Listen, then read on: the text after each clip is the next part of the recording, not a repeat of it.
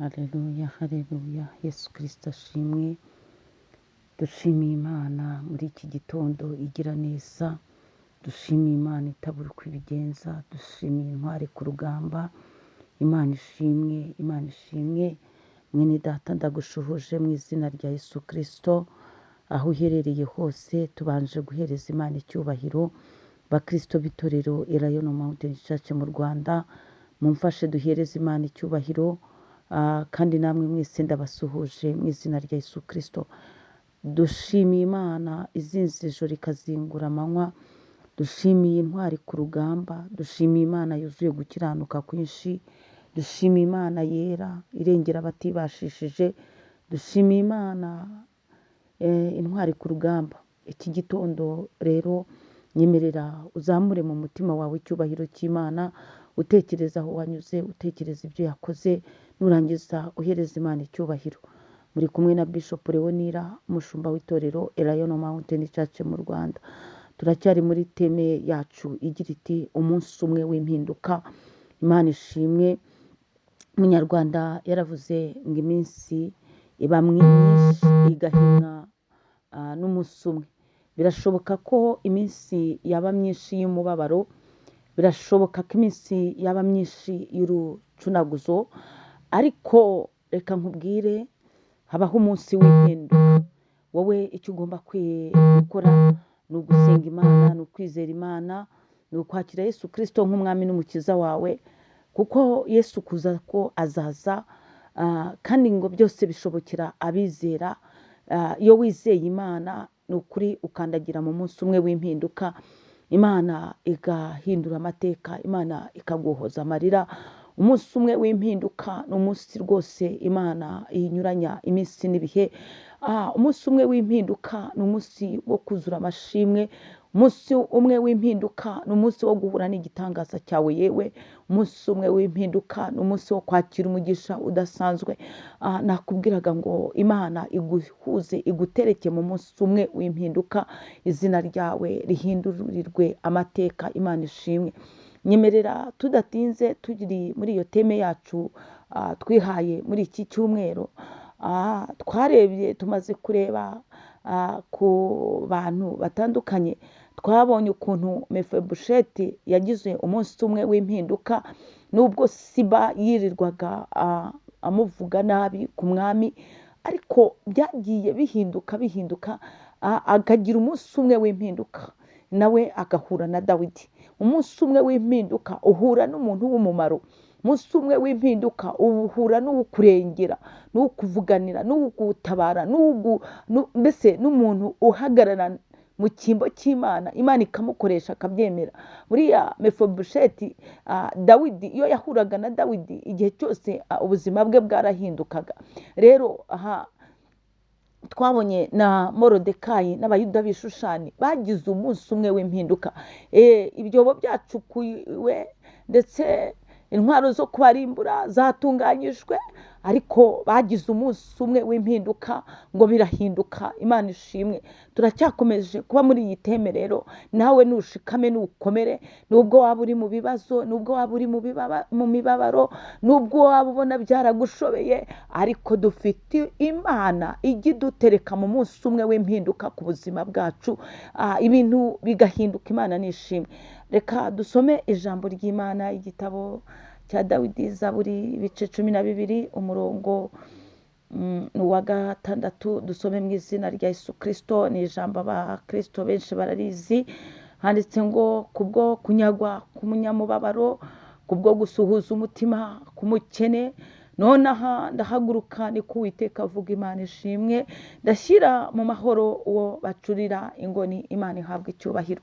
Iri ni ijambo ry'Uwiteka Imana Nyiringabo, rivuganye natwe muri iki gitondo. Ni ukuri ryururutsa imitima, kandi iri jambo ni ryo kugendana uyu munsi. Rivuze ngo kimwene data, ijambo rirakubwiye ngo kubwo kunyagwa k'umunyamubabaro. Imana ishimwe. Hari ukunyagwa, ariko hari no kubura umunyamubabaro. Ukaba urababaye, ukaba wifitiye ibikomere, ukaba byawe byaragucanze, uri imfubyi se, uri umupfakazi se, uri umukene se, uri umuntu nyine n'ubundi urugendana umubabaro kubwo ubuzima runaka, ariko na twa tundi wari ufite hakagira ikitukunyaga, mbese ukabyamburwa, ukamburwa nk'akazi, ukamburwa se ikibanza wacururizagamo, ukamburwa utwawe. Ijambo ry'Imana ntabwo rihishwa yewe. Ndi kukubwira ngo habaho umunsi umwe w'impinduka. Ijambo riravuze ngo kubwo kunyagwa k'umunyamubabaro hari impamvu yatuma Imana ishyiraho umunsi w'impinduka wihuse ku buzima bwawe, ngo kubwo kunyagwa k'umunyamubabaro. Imana ishimwe. Udafite kirengera umuntu akaza akakwambura utwawe, ariko dufite Imana igikoresha abantu bakamera nka ba Dawidi bakarengera bameze nka ba Mefibosheti Birodebayi yewe. Ngo kubwo kunyagwa k'umunyamubabaro, hari ukunyagwa, hari no kuba uri umunyamubabaro. Ngo kubwo kunyagwa k'umunyamubabaro, kubwo gusuhuza umutima k'umukene. Uwo munyamubabaro ashobora no kuba ari umukene, akajya agenda yirwa asuhuza umutima kuko abona nta wamurengera, nta n'uwamwitaho. Ariko Imana ishimwe cyane, ijambo riratubwiye neza ryeruye ngo nonaha Imana ishimwe, ndahaguruka. Ayiwe, Imana ihabwa icyubahiro. Haleluya, haleluya, haleluya, haleluya. Nonaha ndahaguruka. Ni ku Uwiteka avuga, ntabwo bivuzwe n'umwana w'umuntu, ntabwo bivuzwe n'umuntu ufite ububasha runaka waguteye ubwoba. Ijambo riravuze ngo nonaha muri iki gitondo Uwiteka rivugiye ngo ndahaguruka. Ni ku Uwiteka avuga. Imana ishimwe. Akomeje avuga ngo ndashyira mu mahoro uwo bacunira ingoni. Birashoboka ko bagucunira ingoni, birashoboka ko bagushunanira inzara, birashoboka ko bahemereka iminwa berekana ngo nuwe dore nuwe. Ariko Imana ishimwe ngo nonaha ndahaguruka, ndashyira mu mahoro uwo bacunira ingoni. Urumva uri umunyamubabaro, Uwiteka akakugeza mu munsi w'impinduka, akagutereka mu mahoro. Imana ishimwe kubwo kugucunira ingoni, kubwo kugenda bagukubitira agatoki ku kandi, kubwo kugenda bomekanya ibyo kukubabaza. Imana iravuze ngo kubwo kunyagwa k'umunyamubabaro, kubwo gusuhuza umutima k'umukene, Uwiteka aravuze ngo nonaha ndahaguruka, ndashyira mu mahoro uwo bacunira ingoni. Nuhumure, nukomere wa munyamubabaro we, nuhumure, nukomere wowe wari uri gusuhuza umutima byagucanze, nuhumure, nukomere wowe udafite kirengera, nuhumure, nukomere kuko Uwiteka aravuze ngo nonaha arahagurutse aje kugushyira mu mahoro kuko bagucunira ingoni. Uwiteka arabyitegereje, yarabirebye. Umubabaro wawe wageze ku Uwiteka Imana.